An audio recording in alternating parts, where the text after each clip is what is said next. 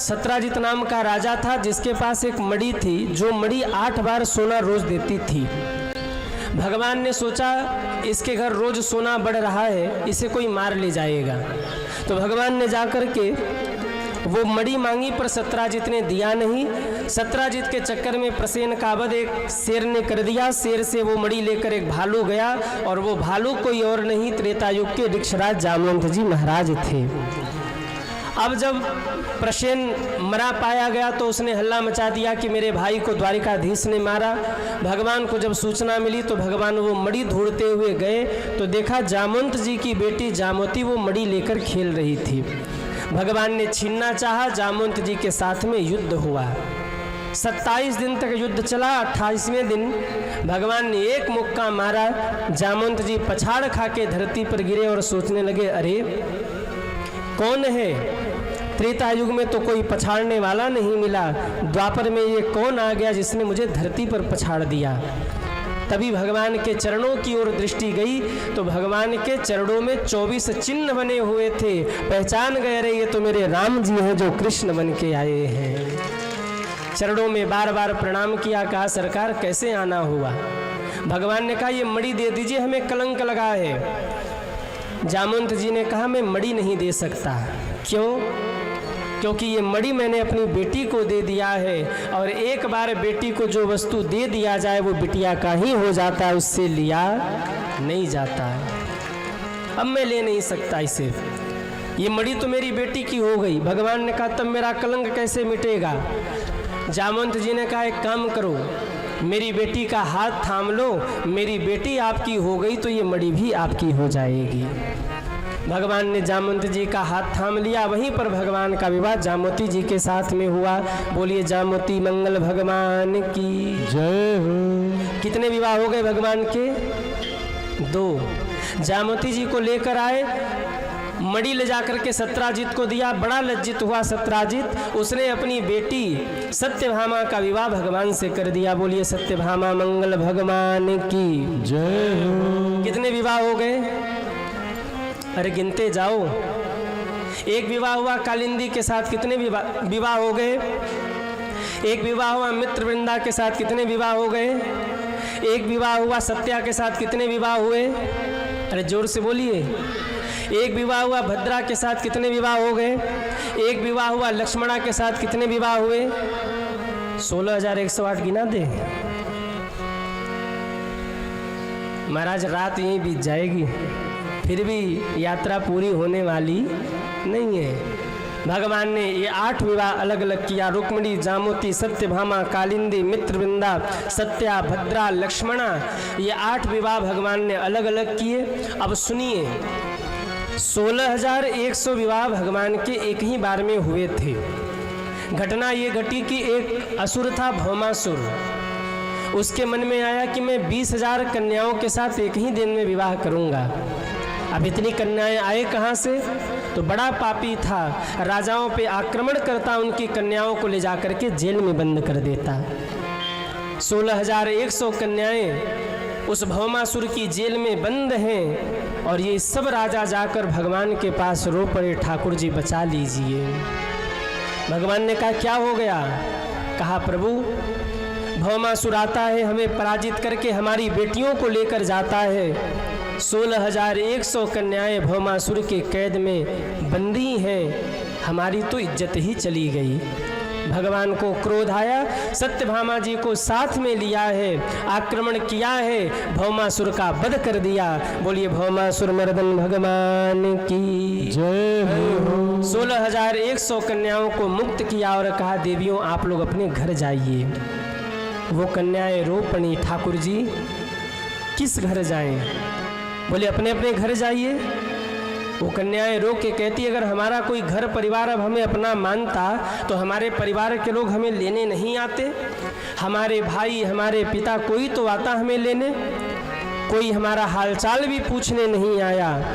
इसका मतलब तो यही है कि हमारे परिवार के लोग भी हमारा त्याग कर चुके हैं, हमारे परिवार के लोग भी हमें त्याग चुके हैं, अब हमारा कोई सहारा नहीं है। वो कन्याएं रोकर कहती हैं मेरा कोई ना सहारा बिन तेरे,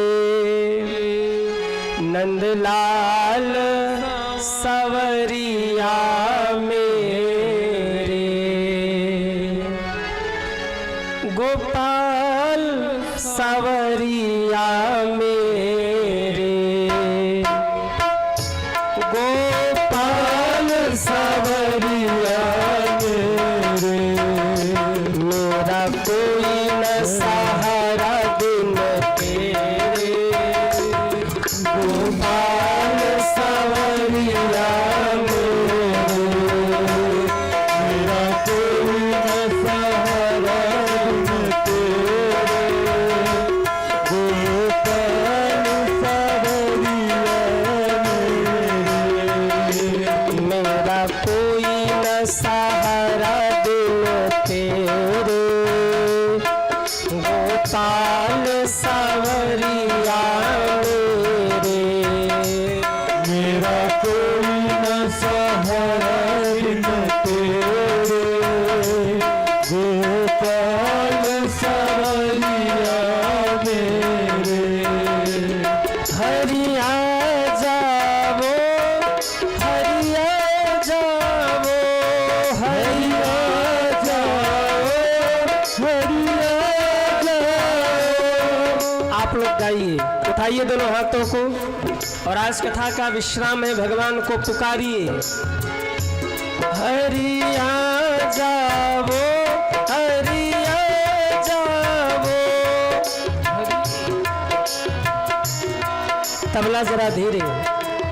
ठाकुर जी बैठे बैठे सुन रहे हैं। वैसे आज दो ही ठाकुर जी हैं, दो गायब हो गए आज, तो दो लोग सुन रहे हैं, वो बड़े ध्यान से सुन रहे हैं। दाहिने बाएं बैठे दो ठाकुर जी सुन रहे हैं, इनको सुनाइए। हरिया जावो, हरिया जावो,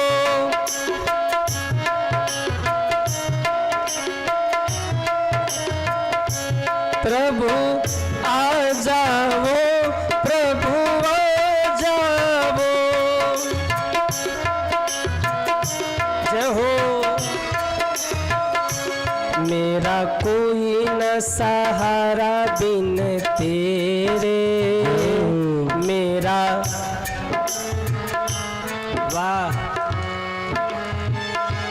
नंदलाल सवरिया मेरे, मेरा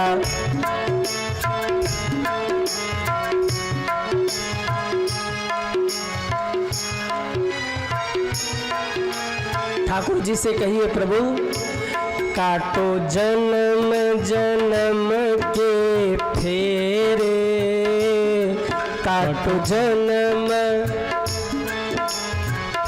हे ठाकुर जी, अब आपकी कथा सुन रहे हैं, अब भागवत कथा सुन रहे हैं। ये कथा सुनने के बाद जन्म मरण के बंधन से हमें मुक्त कर देना। काटो जन्म जन्म के फेरे, काटो।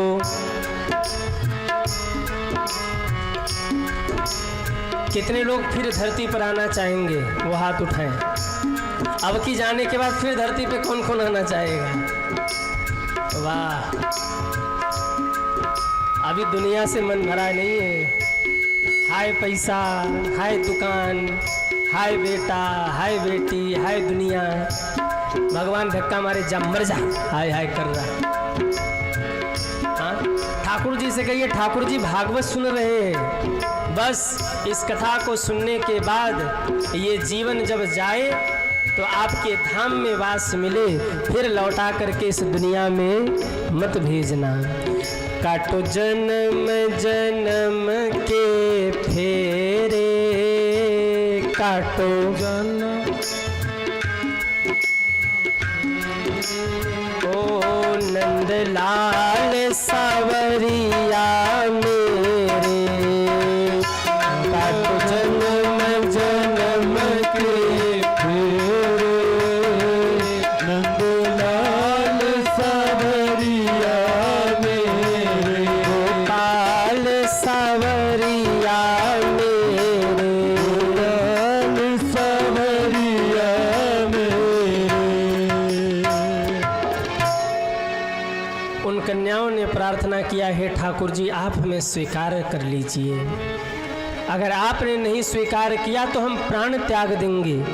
भगवान ने सोचा 16,100 कन्याएं जहां आत्महत्या करेंगी धरती फट जाएगी, धरती रसातल को चली जाएगी, धरती से पाप को सह नहीं पाएगी, क्योंकि 16,100 कन्याएं एक बार में जब प्राण त्यागेगी तो धरती भी कांपने लगेंगी, हाहाकार मच जाएगा, क्या किया जाए। भगवान ने कहा चलो द्वारिका।